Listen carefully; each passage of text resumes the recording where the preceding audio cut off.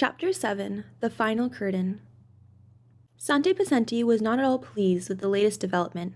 Calmly and judicially, he tried to review the whole situation, but found it difficult to analyze his feelings.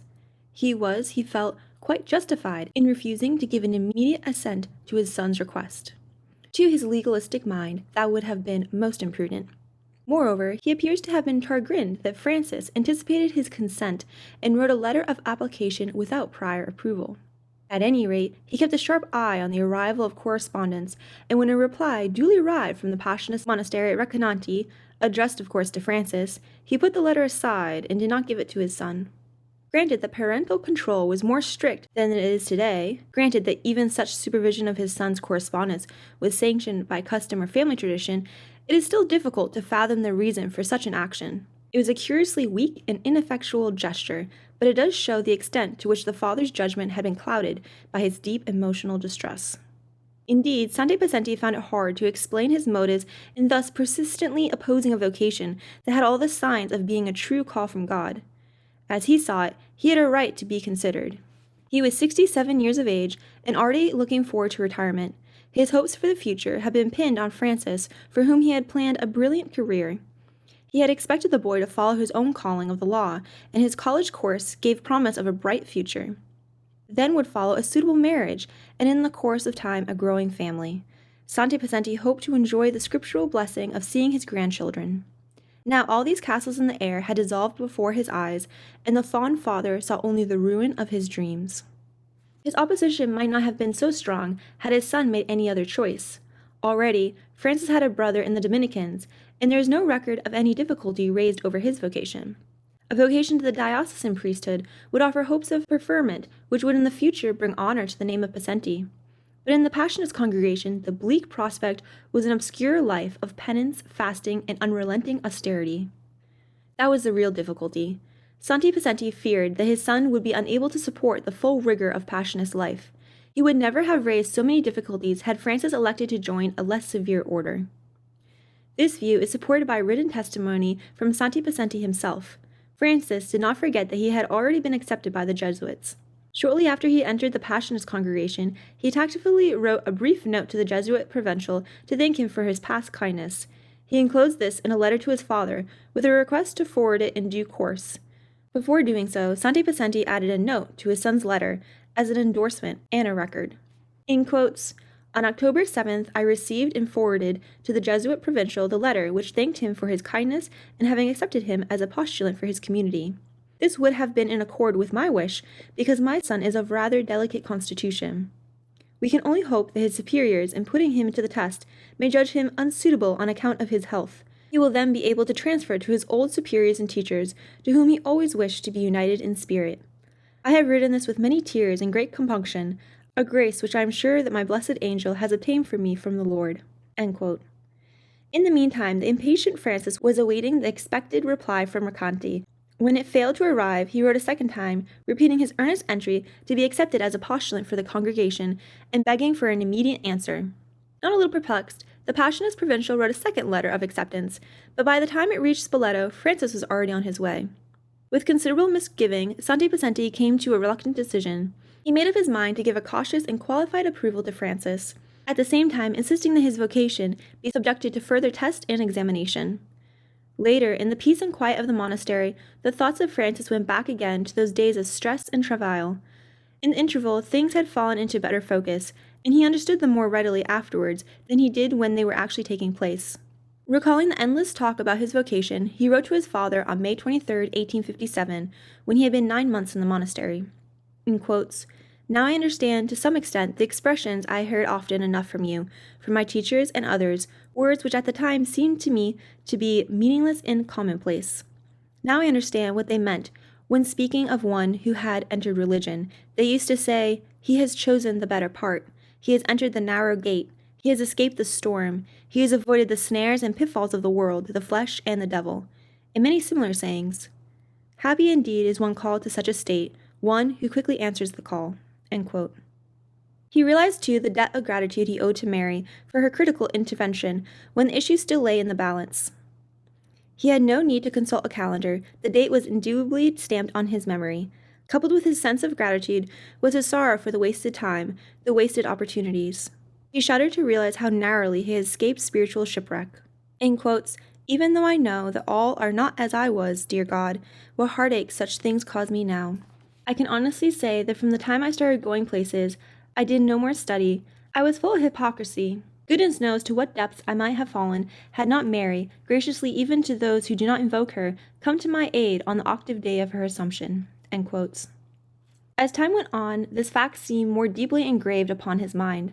The danger to his soul appeared even more acute until he could write to his father thus, in quotes, "I frankly confess that in following the kind of life I used to lead, I was not going to hell, but straight to the very depths of hell.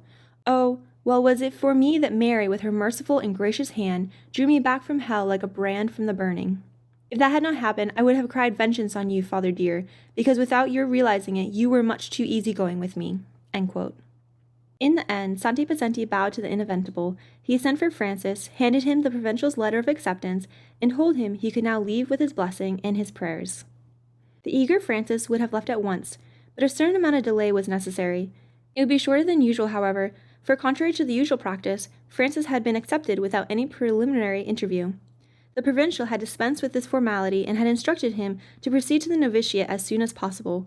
The only point that remained to be fixed was the date of his departure. Weighing the pros and cons, Francis came to the conclusion that he would have to wait for a few days. There was a function that demanded his presence. This was a ceremony marking the end of the academic year at the college. The program was already drawn up, and Francis figured prominently in the proceedings. This, then, would be his farewell appearance, his final curtain in Spoleto. The date of his departure was therefore arranged for September 6th, the day following the function. It would be exactly 2 weeks from the date of the memorial procession of the sacred icon, which had set the seal of Mary's approval on his sorely tried vocation. With heavy heart, Sante Pacenti made his final plans. He asked for Father Aloysius to accompany Francis on the journey and to see him safely to the Passionist monastery at Moraval. To this, Father Aloysius agreed with alacrity. It would give him the opportunity to visit the Holy House of Loreto, which was on their route. Finally, Sante gave him letters of introduction to 2 experienced priests, both related to the family. Canon Acquacoda, Vicar General of Loreto, and Father John Baptiste Fricassi, guardian of the Capuchin friary at Moraval. In each letter he implored the priest to subject his son's vocation to the most rigorous trial, and if at all possible to change his determination to become a Passionist. In every Jesuit college, the annual prize day is always regarded as one of the big events of the year. It was as much a social as a scholastic occasion. The day fixed in Spoleto was September 5th, 1856, and all the leading families had received invitations. The program included recitations in prose and verse, speech and addresses, readings from favorite authors, songs, and selections of music. The prize-winning students would have a golden opportunity to display their talents. In the college auditorium, the stage was decorated with masses of flowers, flags, and bunting decked the walls. The large hall was filled with chairs, and in the center row in front, seats were reserved for the distinguished guests. As the time for the function drew near, a buzz of animated conversation filled the hall. Released from the mutual tensions of the classroom, bending professors greeted their pupils. Proud parents exchanged compliments and basked in the reflected glory of their brilliant sons. The list of prize winners was of ever more interest than the program of entertainment, and at the head of the prize list, one name stood out prominently: Pacenti Francis. There was no doubt about it, he was an outstanding student. This was his last year at college, his last appearance before taking up his career. Several prizes were awarded to him: the gold medal for general proficiency in studies, medal for first place in philosophy, others of lesser note. Yet he was no bookworm, no pale young student burning the midnight oil. No, indeed, quite the reverse. Everyone in Spoleto knew Francis Pacenti, gay, amusing, handsome, impeccably dressed, universally popular. More than one mother in the audience eyed him with calculating glance. Probably he would follow his father's profession of the law. Certainly he would be a good match some day for some lucky girl in Spoleto. If rumor could believe, there was already an understanding between the Pacentis and the Peniteccis. Yes, the youngest daughter of Judge Penitecci. What a handsome young couple they would make. There was a sudden hush of conversation and then a stir as the audience rose to greet the guests of honor. A striking group advanced down the hall. His Excellence, Monsignor Guadalupe, Apostolic Delegate, His Grace, Monsignor Arnaldi, Archbishop of Spoleto, His Excellence, the Governor of Spoleto, Assessor of Spoleto, Signor Sante Pacenti. From the start, Francis had a leading part to play in the evening's entertainment. He declaimed the opening address with such distinction that he drew round after round of enthusiastic applause. Obviously pleased, the apostolic delegate bent over to congratulate Sante Pacente. In quotes, "If your boy were here with us now," he murmured in his ear, "I would like to express my congratulations in person." Sante started nervously and wiped away the sudden tears that dimmed his eyes. No one must know the family's secret. He had promised that to Francis. As the evening wore on, Francis made several appearances. He had taken special pains that night to appear at his best and was dressed in the height of fashion. On anyone else it might have appeared foppish, but he could carry it off. This tall, slim, handsome youth of just 18 looked quite distinguished. His carefully groomed hair was worn rather long after the style of the period. The buckles on his patent shoes reflected the light. His silk cravat was fastened with a gleaming pin. A row of brilliant diamond studs glittered down the front of his immaculately pleated shirt. The fine lace ruffles at his wrists added distinction, and the white kid gloves were the finishing touch. Had there been a special prize that evening for the best-dressed student, it would have gone to Francis Pacente. It was a curious gesture, one that would have seemed more curious on the morrow. "I have always believed," said Bonachita, who was there on that memorable occasion, "that Francis deliberately flaunted all his finery that night on the platform and deliberately wore his best and most fashionable outfit to give it a coup de grace before the whole world." End quote. The explanation was probably true. In quotes, "In the strange last public appearance of his, he seemed to be treating himself with a playfulness that was characteristic of him, to a little measure of poetic justice, befooling the world which had befooled him so long. Now that it was at his feet, sure that it had the first place in his heart, he made it his half-mocking, half-humorous blow, and kicked it from him gaily forever." End quote. As the evening drew to a close, a change seemed to come over him. Time was running very short now, and he must bid some farewells. No, that would defeat his purpose. He would have to act in such a way that no one could guess his intention. It would be enough to say that he was leaving next day, and hope to pay a visit to Loreto. No one must know that he was never coming back. In quotes, "Whilst we were both together on the stage for recitation," wrote Bonachita, recalling every detail, "Francis stood beside me. As we were coming down the steps, he turned to me in a very friendly way to say goodbye, adding that he was leaving next day for Loreto. I thought he was just going for a short vacation. When I heard next morning from the fathers of the college the real reason for his journey, I was greatly moved." End quote. Other close friends had a similar experience. In quotes, "The afternoon before he left," said his friend, the Marquess Parnez, "when he had returned from a walk, he chatted with me in my room for a much longer time than usual, and seemed very loth to leave. And next morning," he added, "I had a letter from him, in which he bade me farewell. He told me that God had called him to the religious life, and he was leaving that very night to enter. He begged my forgiveness for any scandal or displeasure that he had given me, and begged me to pray for him. I was much touched by this letter." End quote. The real drama of the situation was only appreciated next morning. The news came as a shock to Spoleto. It was so utterly incredible that no one would believe it. They had all seen Francis the night before, and anyone less likely to become a monk should hardly be imagined. Amongst the first to hear the news were the students arriving for early class at Spoleto College. The professor, Father Pincentli, thoroughly enjoyed the reaction of the class as he watched the effect of his sensational disclosure. In quotes, "Have you heard the news?" he asked, peering over his spectacles. "The news of the dancer? Who would ever have believed it?" End quote. He had told them of Francis' sudden departure to become a Passionist. It is not hard to picture Francis sitting alone in his room on the last evening at home, making methodical preparations for the journey. There would be an early start in the morning, so everything must be ready in advance. His traveling clothes, hat, and cloak were neatly laid out.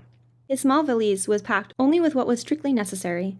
In a Passionist cell, there would be no room and no welcome for superfluous luxuries. As for fashionable clothes, once he had donned the religious habit, it would be goodbye to all that. He took a last look at the familiar surroundings, his books, the pictures on the wall, the simple furniture, his altar of the Madonna.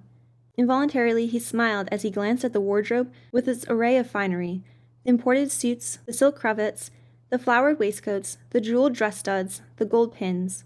Someone else would wear them now. Seated at his desk, he bent to the task before him, and his pen raced across the paper as he wrote a few last-minute messages to his closest friends. He would be leaving without any formal round of farewell visits, so it was the least he could do to ease the pain of parting. In the little pile before him was a letter his friend Parnez would read next day. There was one, too, for his dear Penechetes. Tears would be shed when that one was opened and read in a hush of shocked surprise. The candle was flickering low in its socket as he threw down the pen with a sigh of relief. Finished at last. For the last time he knelt before his altar of the Mother of Sorrows, where the lamp was still burning faithfully as it had burned since his childhood. With his head buried in his hands, he prayed long and fervently for her maternal protection and guidance in the new life that opened up before him. Then he went to bed, and because he was very young and very tired, he slept. Perhaps late that night, good Pacifica, going past on tiptoe, could hear his deep, regular breathing as he lay in a heavy sleep. Stopping outside his door, she wiped away her tears and silently crossed herself as if she were passing a church. It was her own special way of saying goodbye.